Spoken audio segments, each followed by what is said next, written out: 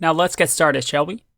In order for any programmer to learn a language, there are 4 key things that you need to really master for any sort of language, including Python. First are the terms of that language. Sometimes a programming language has different words and different definitions for these words that you're going to have to memorize.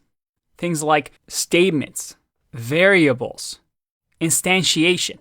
Really complicated sounding words, but you need to understand what they mean so that you can talk to other programmers. You also need to learn about a language's data type. That is, what sort of data can a program hold?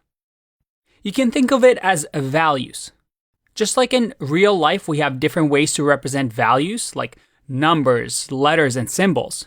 In programming, we have these data types to store information. And each programming language has different sort of data types.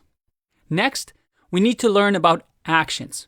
At the end of the day, all programming is a way for us to tell our machines, hey, store this data and then retrieve this data and perform some action on it. That's all it is, just using memory and performing some actions. So we're going to learn how to perform those actions.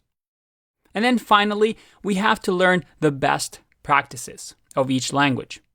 There's good ways of writing Python code, and then there's bad ways. So that when we build our applications, our programs, well, we don't have a leaning tower like this, but we have a solid structure and a solid program. So throughout the course, we're going to learn about these things. But keep this in mind. These 4 things are what you need to become a good programmer. And I want to start the basic Python section with the data types. So let's get started.